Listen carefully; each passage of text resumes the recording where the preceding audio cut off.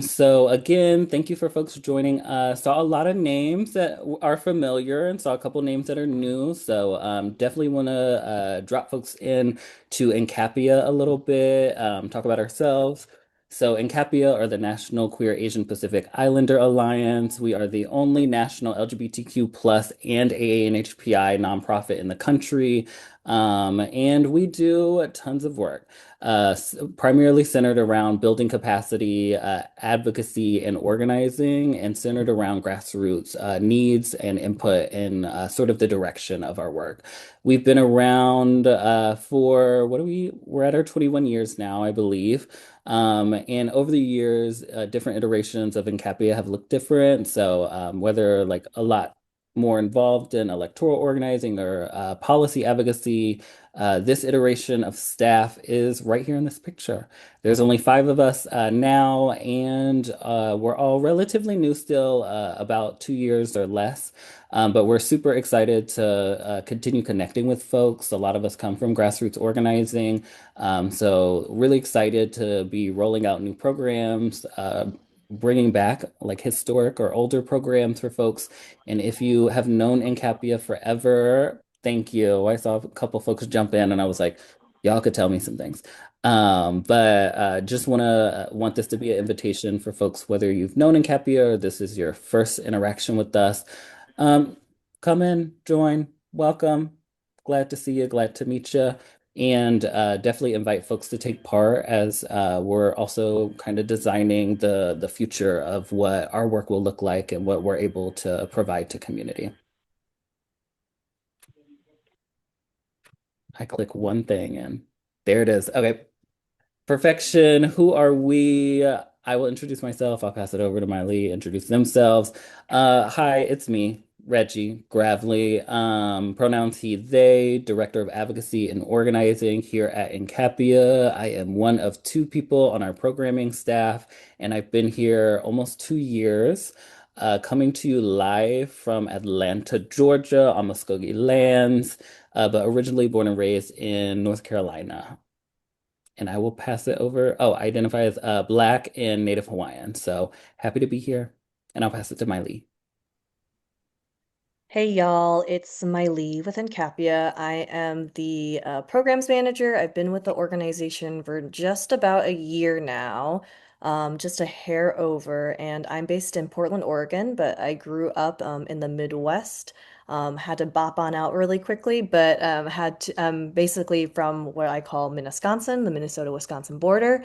And I'm also an adopted person from Korea, so I know that we have a couple other adoptees in the room, which is wonderful to see. And also just want to extend my gratitude to the folks that I've had the opportunity to meet in the room before, whether it's through a regional convening, at an external conference, one of those big old conferences, or if you're new to me, I'm really happy to be here with you. Perfection. So we're going to do a little bit of an overview of the trainings that we have for this year, a super high level overview.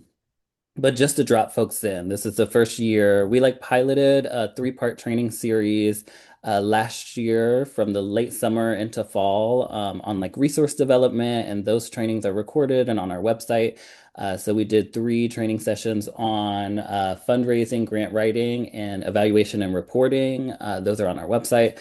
And we love the engagement. Folks are like, we need more trainings. We need different types of trainings to different audiences as well. So folks provided us tons of feedback on different training topics, and we said let's do 10. Let's see if we could do 10 one a month in 2026.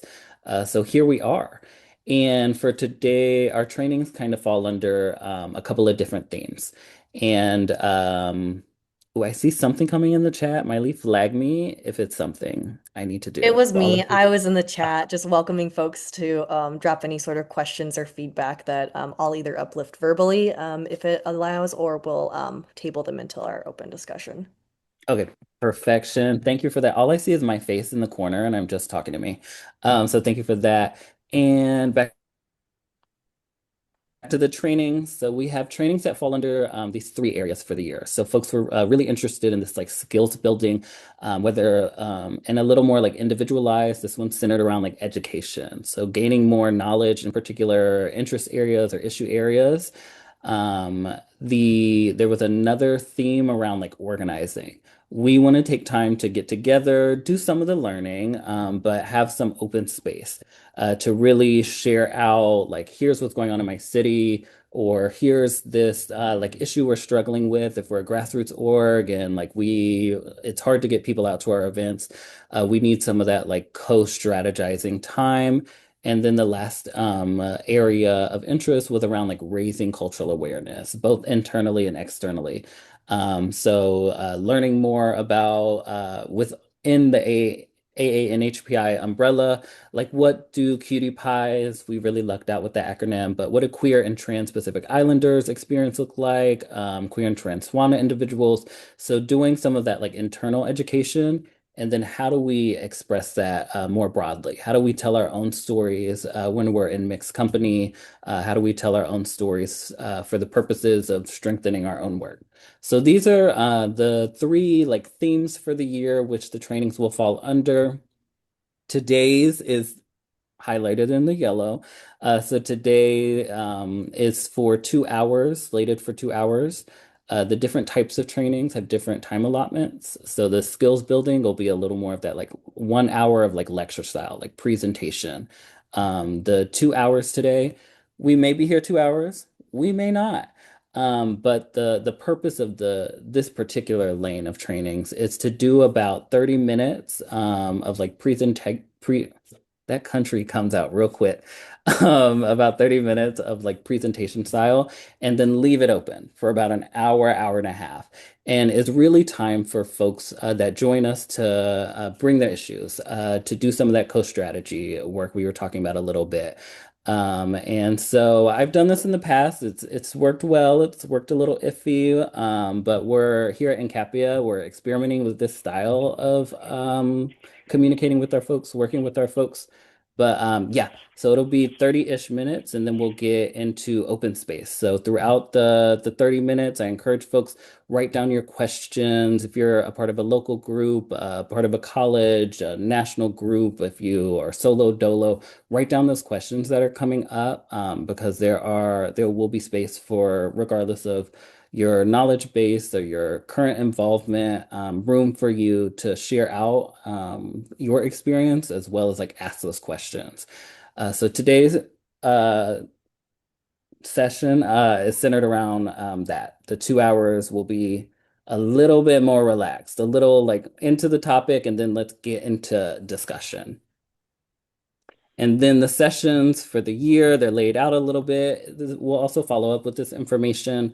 But the next month's training and March and April's training will be a little more presentation style. So an hour long, specifically bringing in like experts in these areas and diving into these issues. And then the cultural awareness sessions all summer. We're doing a little summer series around the cultural awareness, which will be held in part by our new executive director. But I will keep on rolling because I will talk about this all day. Perfection. Let's see the agenda for the day. So the objective of today's session is for us to share out some tools and practices on how you convene your community. And I saw some folks as they were entering. I was like, oh, I know their org. Oh, I know this group. We've worked together in the past.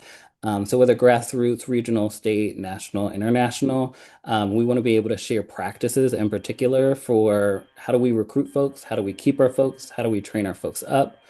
And so that's ultimately the objective for today. And Miley and I don't have all the answers. So we definitely want this to be a co-sharing, co-learning opportunity for folks because we have a lot of experts in the call. Even though I have like a decade of grassroots experience, I haven't worked at a grassroots org in a couple years now. So we definitely want folks to share out from their perspective. We'll get into the presentation by yours truly. Then we'll really share out, spend out the bulk of the time in that open space. And then some time for reflection afterwards to share, to collect, and then share out all the bits of knowledge that we get from community.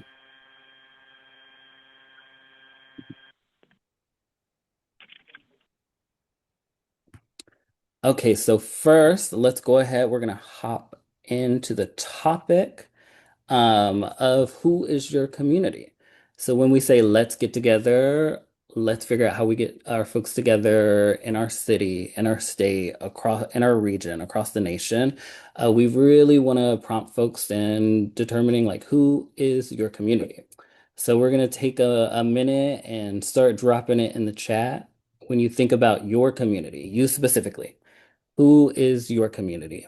Is it your family? Is it professional? So your coworkers, are they your community?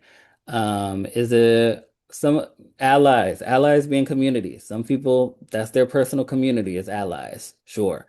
Is it a faith-based community? Are you in an online community? Is it the Gwirlies? You and the Gwirlies bopping out every now and again. So take a minute, reflect. When you think about yourself and your community, the folks that support you and that you support, who comes to mind? And then we'll have Miley start reading some of them out.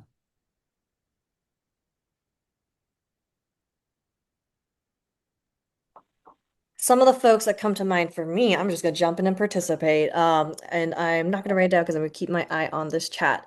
But my friends, me and my friends, she hits. I think that within that umbrella, lots of folks. We got mamas of color, we got other adopted folks and people affected by the family policing system.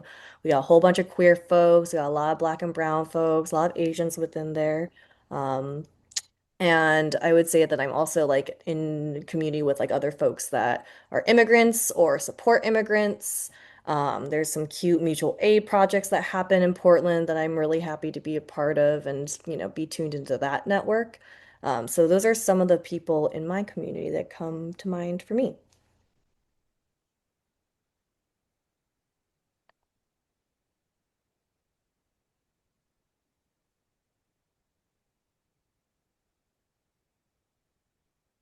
We have so some of the folks in the room in the virtual room who is in their community. We have the leather and nightlife community, fellow trans folks, drag family, queer and trans Asian Pacific Islander folks across the DC DMV area. We have our friends, families, neighbors. We love our neighbors as well as allies. Thanks for throwing in, y'all, painting that picture. Um, we got some more queer and AAPI folks in Atlanta. We'd love to see it. Immigrants, creatives, dinner friends. Love a cute little dinner party. Love having some moments to connect with friends over food. Different grassroots orgs, environmental friends.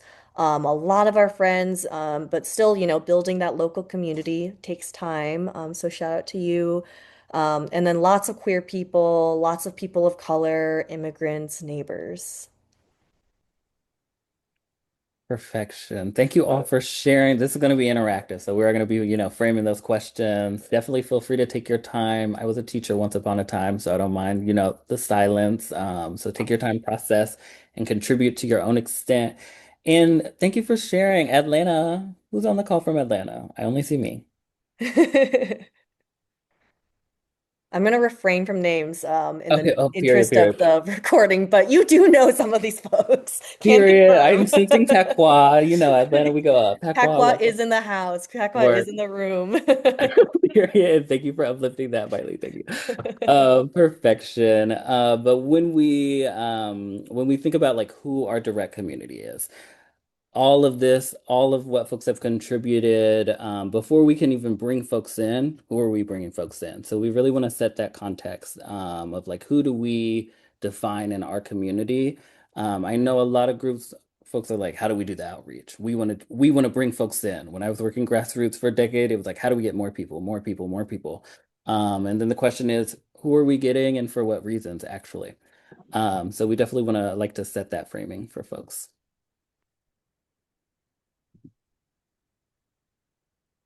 Let's see, what's the move? So once we've identified who is our community, we heard our neighbors, we heard our family to some extent, chosen family, the institutions, whether college or the workplaces that we work in. Who are our people? Who do we consider our people? So once we've identified sort of like we have a good idea of who our people are. what's the move? What are we actually doing with our people? And we have a wide range of folks on the call. In the registrations, I think it went from like executive directors of nonprofits to like college students that are like just sort of getting involved in like multicultural student affairs and stuff. So we really wanted to scale the presentation to be able to speak to all sorts of audiences. So if we're any EDs on the call, might be a little, but dive on in. But once we've sort of identified our community, what's our actual purpose? So for our local groups, like when we get our people together, great. We got a crew of 5, 10 people in the room. There's a ton of momentum. We know we want to do stuff, but we might need some support in figuring out exactly what our lane is in. The spheres of group development, once we've figured out who our people are and we've started getting some people in the room, we're building the bike as we're riding. There are two lanes or spheres that folks really fall into and need some support in generally is identifying the function or purpose, writing it out. So though that entails answering some of the questions of like, why are we actually here? And thinking about it from a community member standpoint. If I show up to someone's event and they're recruiting me, I'm being recruited, this seems like a fun crew. Why are we here? What are we going to do when we're here? To what degree are we going to be here? I think a prompt that we've received a couple of times from groups is that we're really good at getting folks to show up one time. We're really good at getting folks in the door and then we never see them again. Question being able to dive deeper into like what is your function, what is your purpose, and how is that landing with the folks we're bringing in and making sure it lands correctly. Can they reflect back like what are we as this group supposed to be doing? Will really support folks in aligning themselves with the work. And then structure. Once we figured out who our people are, what are we doing supposedly? How are we going to do the thing? How are we actually going to make sure that we get the thing done and within the lanes that we defined? I think nonprofit likes to call it mission drift.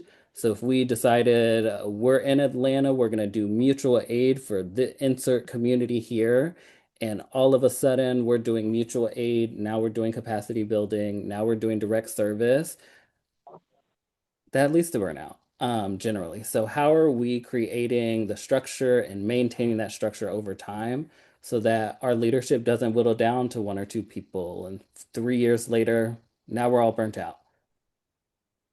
So with that framing, we know our community, what's our purpose, what's our structure, we can dive a little bit deeper into the why are we here? Because this is in subliminally, this is what folks are sort of asking themselves when they show up to our things, right?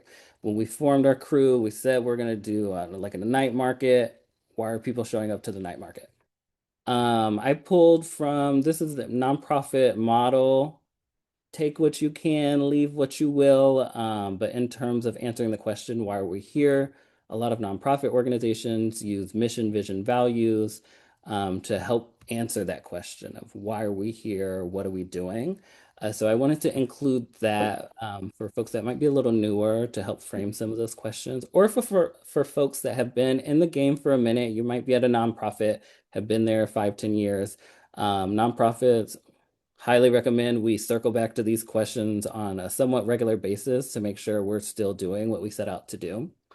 So for quick summary of what these terms are, mission, what are we doing? Vision, where are we going? Where do we see ourselves? What future do we want to build towards? And values, what are the principles that we have internally that help us get to that future that we're wanting to get to?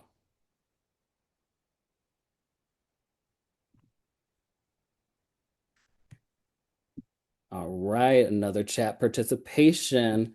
So when we're thinking about sort of whether you belong to an organization or not, I know we had some folks register that are solo dolo. They're looking for a group to get involved with, either in their area or nationally. What their individual purpose looks like. So for groups, there are tons of groups. when we figure out what our purpose is, we want to help people get access to gender affirming care, for example. What is the function of the group that we made? Once we bring people together, we got our purpose, we have some of our structure together. What are we doing? So in the social movement realm of organizations, groups tend to fall in a couple of these categories actually.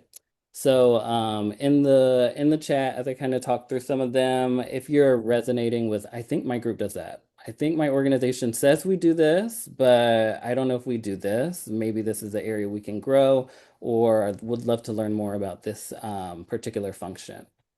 But groups fall under direct service. So direct service is providing services to folks, whether it is directly providing gender affirming care, if it is providing mental health services to folks, if it's providing housing vouchers, for example, social programming.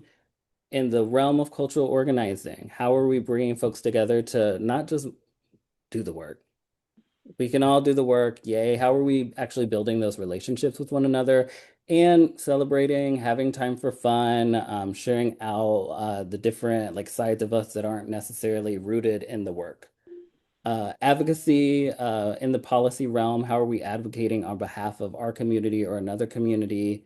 Organizing, how do we get folks up out of the house and into the streets a bit to move on the issues and solutions that we deem fit? Political education, how are we educating our folks? That is also in a culturally relevant way. And then storytelling, how are we telling our own stories? We'll have some trainings on that over the summer of not just how do we tell our own personal story, how does our personal story relate to the collective story, especially from a culturally relevant standpoint. And then mutual aid, how are we working with one another to get the needs of each other met? So drop in the chat. When you think about your group, when you think about your organization, what function does your organization primarily serve? To do what? Does your group primarily function as a mutual aid fund? Are you bailing folks out? Do you do advocacy? Are you getting out the vote? Are you on the Hill talking to representatives? What is the temperature of this group? And then So Miley, in the if you, group, thank you. I was gonna say we got people in the chat, which we love to see. So we have some folks doing some political education and storytelling, cultural placemaking, community building, advocating, creating space to feel empowered to return, remain, and thrive. We got social programming and advocacy, education, support, social programming and mutual aid, with some storytelling and political education. So I would say based on a lot of the folks in the groups, or a lot of the folks in the group, excuse me, is we have a lot of social programming, we have education in the room, we have some advocacy, storytelling. That seems to be like some recurring pockets of functions within this group. Um, you have, yep, more social programming through large-scale outdoor events. We also, it sounds like we have some capacity building with providing grants and scholarships to the queer and trans API community. Storytelling, it's really relating to film for queer and trans BIPOC folks. And then the other piece I will also add, we can get into this into the group discussion, but also drop links to your orgs or your groups that you're a part of. Like, let's get, let's follow each other. Let's like learn about other folks doing great work, and how we can kind of support each other within this group as well. Um, Also, just want to uplift. We have some API Gender 101 training. We love to see it. Storytelling and then affinity groups is also in the mix. We do have some more social programming and storytelling as well as some direct service, with some sprinklings of mutual aid when capacity allows. Perfect. I love it all. I'm an extrovert and a Capricorn, so I love to hear about all the work, for sure. And there's also other sorts of functions. These are like what, seven, eight functions of like potential groups to do, but there are other functions that exist outside of this. So if your group does that, feel free to share. It sounds like we have a lot of social programming in the chat. And one of like our desires as NCAPIA is to forge a lot more of these connections and really be able to pull on each other's strengths a bit, play on each other's strengths a bit, something like that. So usually our social programming folks like event planning down. That is their bag. Folks in the advocacy realm could really look to social programming for like events, vice versa. So we really want to be able to create a network that really helps tie folks together in our strengths and really work smarter, not harder. Let's duplicate some things that other folks have created. So definitely glad to hear there's a mix of folks in the room. And also, I don't think I heard direct service. There might be, but also a noticing of who might not be in the space and how we can get some other folks in as well. So thank you all for participating. Let's keep it moving. We're back in the chat a little bit. So Bay, and I heard some folks already kind of start to get into this with their contribution of what is your group's function and then what impact do y'all want to have? So whether you have thought about it and you and your group have figured it out and you know, or it's been like a year or two or seven since y'all have talked about like your desired impact. So if you're doing social programming, what is the impact you want your programs to have? If you're doing mutual aid, what is the direct impact you're wanting folks to have? So take a second, then start populating some things in the chat.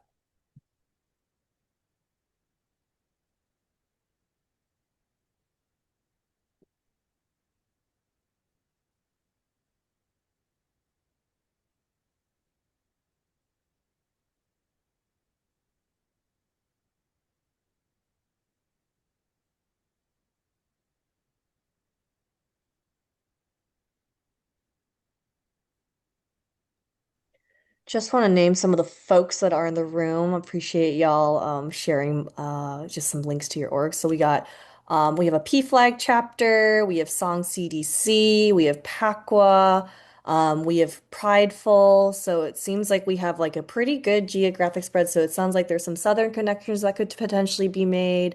I believe this is one of the California chapters of PFLAG. So we got some West Coasters and we have someone from New York as well. So got a whole bunch of different folks in the room.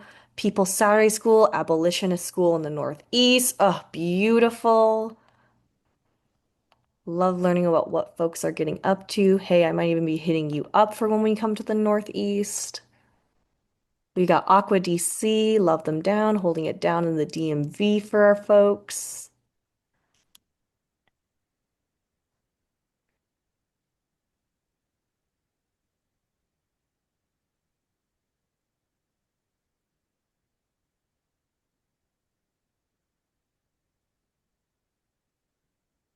Welcome to the spread of folks. I heard a lot of familiar people and some other people that get my email at the end that we simply must meet.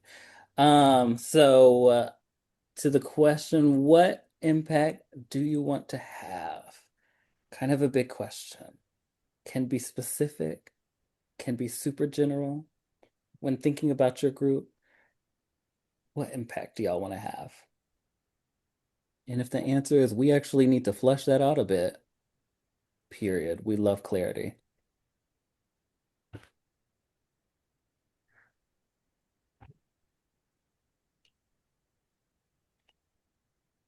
Okay, what kind of impact do we want to have? Looks like someone in the room wants to have a more powerful and resilient abolitionist movement ecosystem in the US Northeast. And then let's go from there too. Let's expand it beyond the Northeast as well.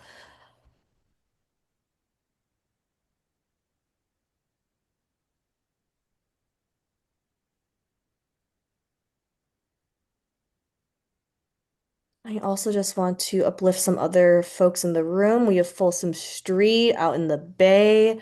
We have the Prism Foundation in the room. We have Asian Americans Advancing Justice SoCal, which is over in LA, another West Coaster. We got another policy baddie in the room. IG isn't as fun as QTAPI work, and I love to see it.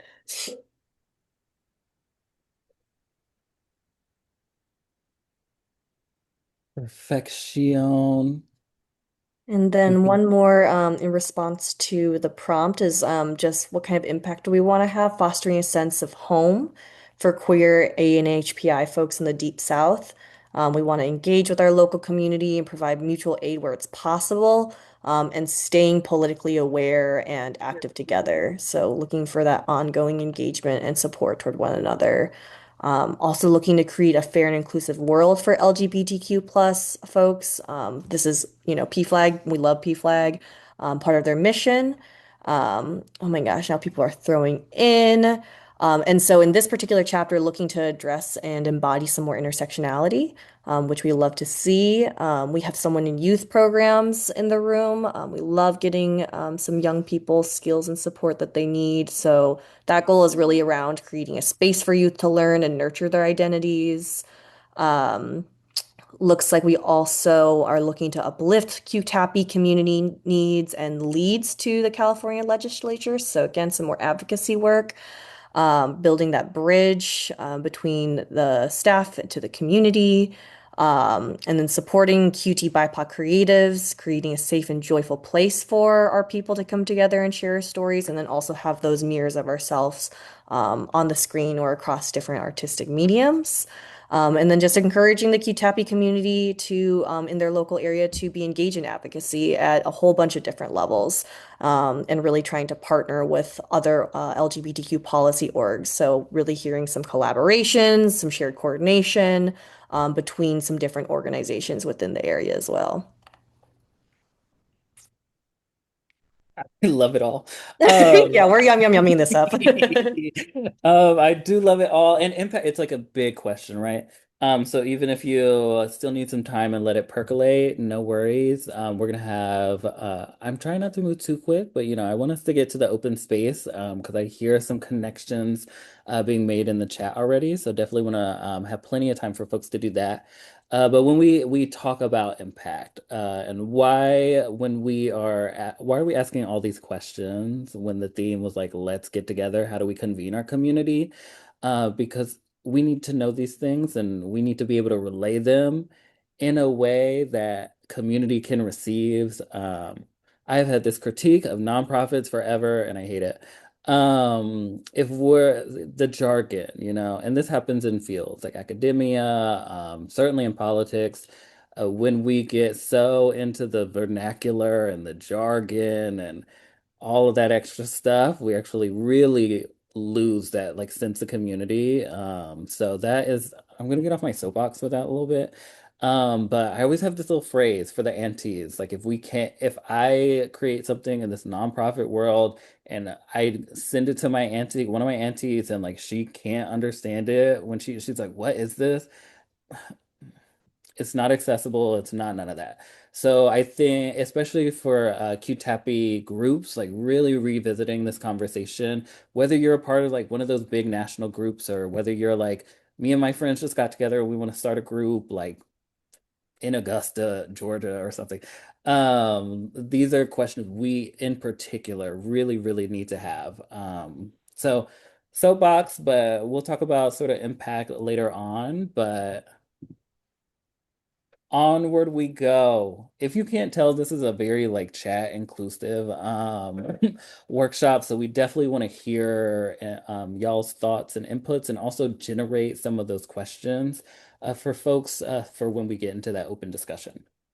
So this might look a little familiar, but also no. So when we talked about who is our community, just broadly, who are the folks we want to spend time with, and vice versa.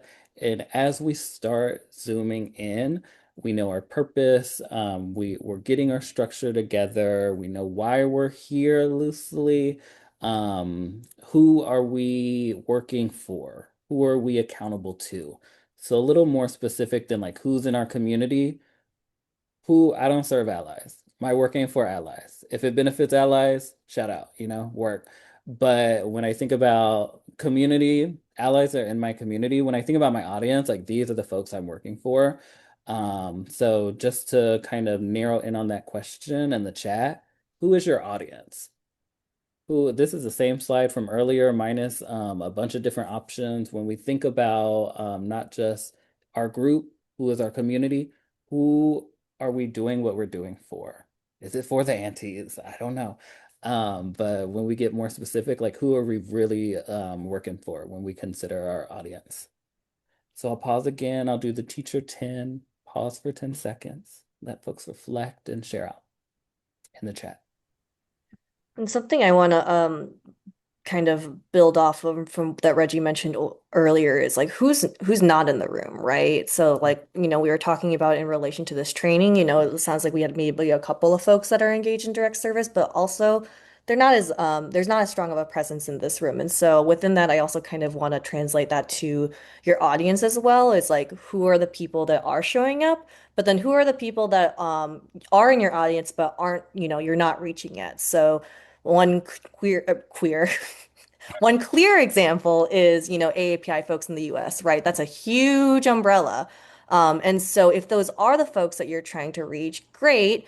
Are there folks within that umbrella that we're not able to reach, right? I think that, people are always kind of making sure, or maybe not even making sure, but like I think there is also that piece of if there aren't any Pacific Islanders in the room, like is it really a space for AAPI folks, right? Things like that. I think that, the for the antis of it all, like if it is for, again, all AAPI folks, are we reaching, different generations of community members? Pieces like that where again it's pretty easy to kind of identify your audience or it can be not always, but then it's also once you have that audience identified, really kind of start to dissect like who are you reaching and who are the people that you still really want to reach and have part of the conversation and in the room. Perfection. Thank you for that addition. So we are in the chat. I'm seeing, we are serving QTAPI folks, but definitely we're are looking for ways to engage a little bit more thoughtfully with Pacifica folks in California, as well as like the broader QT BIPOC community.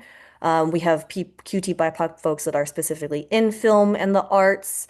Someone have lifted that it's kind of tough to reach older AAPI folks, and I think that's something for us as NQAPIA as like a newer to the org staff. That's something that we're also trying to tap into between all of our own individual networks and then as well as our community networks. Um, we have some political orientation breakdown. So we have leftist activists and organizers in the Northeast. We have kink, leather, and alt sexuality communities, as well as like scholar and activists within the QTAPI organization or within the QTAPI community. And then, yeah, just continuing to, uplift that there's a lot of folks in the room that are serving queer and trans API folks. But really, again, looking to foster those connections and build meaningful relationships with not only Pacifica folks, but SWANA siblings as well. So that's Southwest Asian North African folks, which other people have referenced to, like, other acronyms if you're familiar with like MENA, or there's, again, acronyms for everything, but just uplifting that within that API umbrella, there's still some more connections to foster.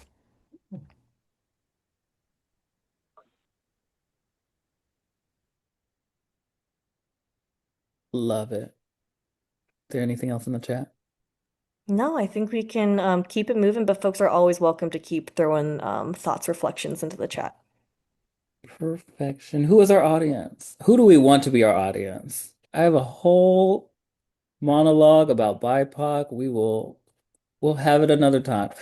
But when we talk about who is our audience, to my least point, who do we say is our aspirational audience versus who is our realistic audience? Who are we saying should be in the room versus who is actually showing up?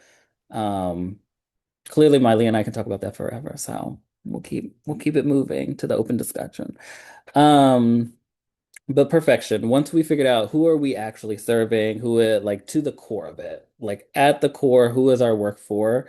Um, when we're talking about structure, how are we doing the thing?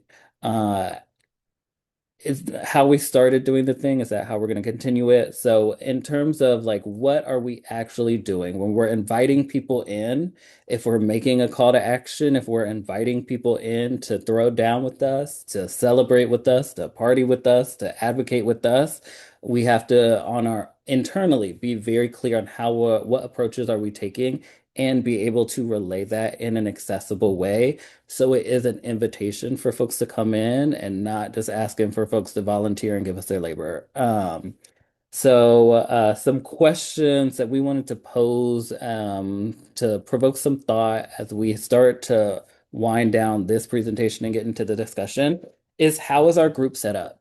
And CAPIA, as the only national LGBTQ plus and AANHPI nonprofit in the country, we sit at a couple intersections, and our folks sit at many more intersections, whether it's differing political ideologies, whether it is the faith, insert identity here, education level, socioeconomic status.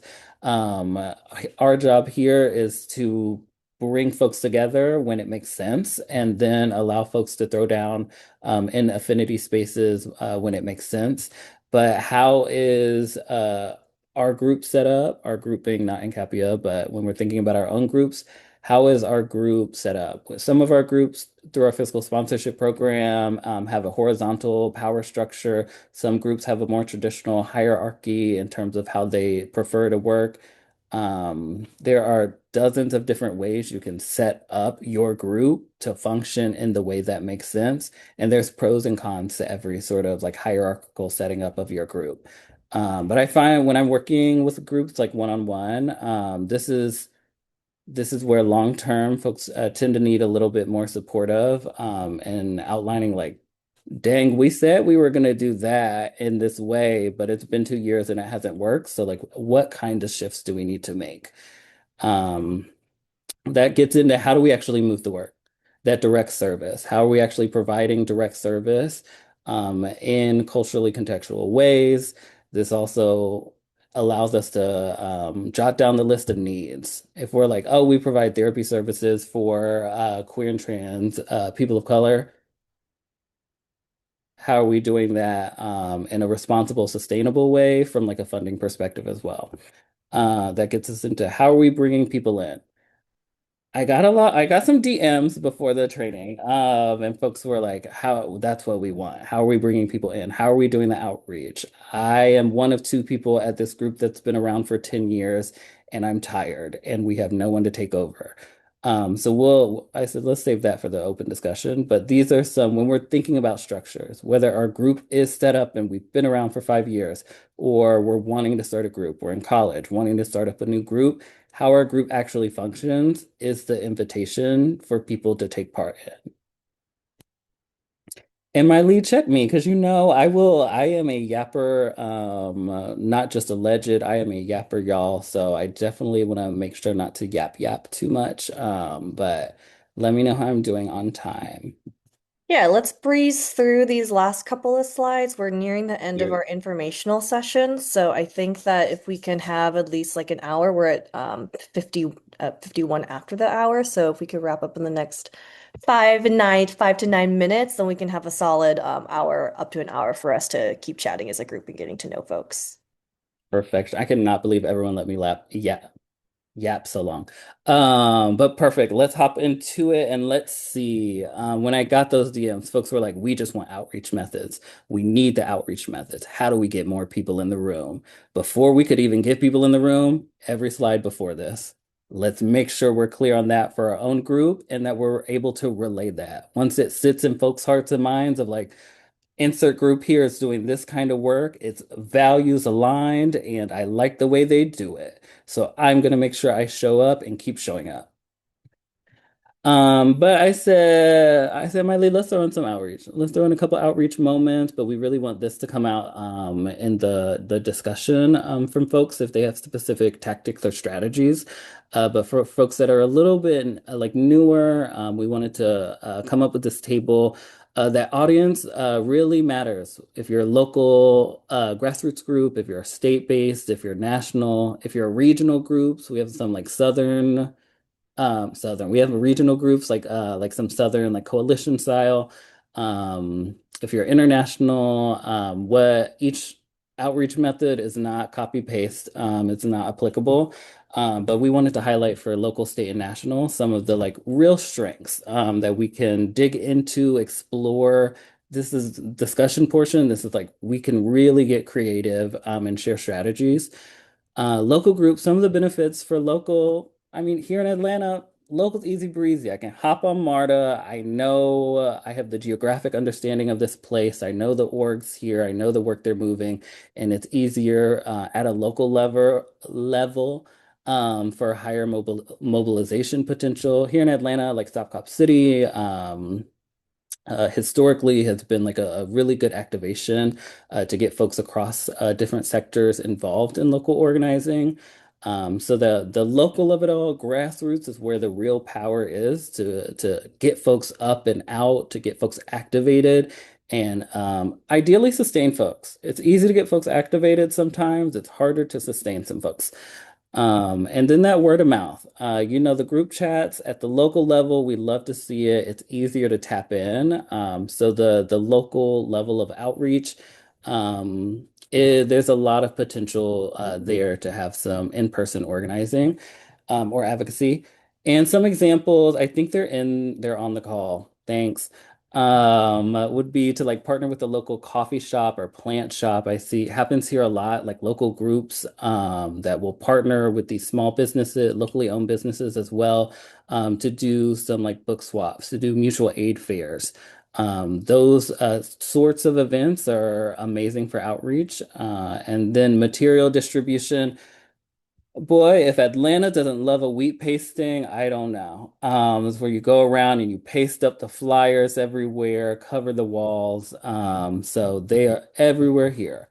But that's really the power of local outreach is really being able to get out there and get the word out, shake things up, and get folks directly involved. The higher up you go in scale geographically, it looks different. It looks a little different, especially with in-person involvement. But at the state level, like there is that state level institutional reach, especially if you're an advocacy organization working with the university system, working with, if you throw down in politics, working with general assemblies or state legislatures, college student orgs, especially like the across the state ones, are really great at activating college students both on their direct campus and then across the state, especially for like advocacy days, like, going and discussing or yelling at your representatives. And then the power of state level outreach is also in like getting out the vote for electoral baddies that throw down in that realm. It's the state level is really there's like federal and there's like localized, but like state level groups have a real knack for being able to get out the vote or get folks registered or do town halls and have a higher impact at the local level. The state to local has really come through in terms of outreach.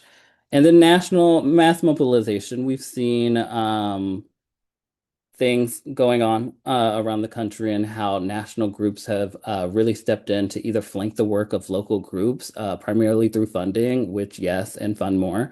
But the work of the national groups to be able to spread the word and take on that work or that bucket of work and sharing out is what really helps with cultural strategy, narrative strategy. How do we shift hearts and minds? What does national outreach look like in doing that in service of a local issue or local organizing effort? And then that ties into the higher visibility. So we see this a lot more with like social media campaigns, contact your senator campaigns. So the in terms of like overall awareness for specific issues, especially localized issues, national outreach really comes in clutch for that. And reminding myself, my Lisa, keep it trucking. Heard. Perfection. We're almost to discussion. We love to see it, but we wanted to share out some things we tend to hear from local groups, state groups, other national groups. about just their overall like org needs, or like we're having trouble bringing our folks together, keeping our folks together. So some of the sort of reflections off of our own discussions we've had is that, and this is kind of both in LGBTQ plus orgs, AANHPI plus orgs kind of separately. So whether it is they are like queer and trans AANHPI people that are working at AANHPI organizations and ain't no other queer or trans people there, or vice versa. AANHPI working at LGBTQ plus orgs and ain't no other AANHPI people there. But burnout is real. A lot of, especially grassroots groups, they're like, we started 15 years ago. It's three of us. We are tired. We have not been able to train folks to take over. We're having less folks show up to our events, and we have no pathway to even train folks. We are exhausted. Um, some other not feedback, info that was provided to us, volunteer-led groups. Almost all of our NCAPIA fiscally sponsors about a dozen groups, and all of them are volunteer-led, so no paid staff. So all of them have full-time gigs that they go and work at and then come home and then give a lot of time, service, and personal dollars to the work of the group that they're leading in their area. And it is exhausting and tiring. Nepotism across some groups, nonprofits. Um, Small crew, many years. Some of the stuff we already talked about. Two people been here like five ever. It's so hard to be able to create that like leadership pipeline that nonprofits call it. Folks show up once and don't come back. So the retention, when we do all that great outreach and we know our purpose and we connect with people and we have our structure and it's in their heart and their mind, and they come to one or two things and then we never see them again. Um, the non-hierarchical structures of groups, not meaning that they have no structure. So even how we form our groups, when we form them, folks replicate, a nonprofit model, but there are cultural and political ideologies that would have us frame our groups different values. This is a big one. Folks said national orgs don't understand grassroots, and grassroots don't understand national orgs that well. And lastly, how do I get a group started? And should I start a group? There's 37 groups in my area that all claim to do the same thing and serve the same population, but I don't like them. So how do I start my own?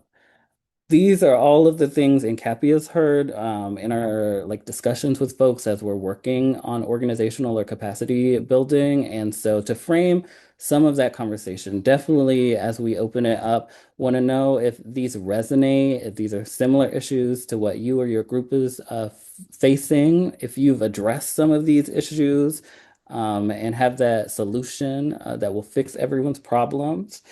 We invite you to share them as we transition into open space.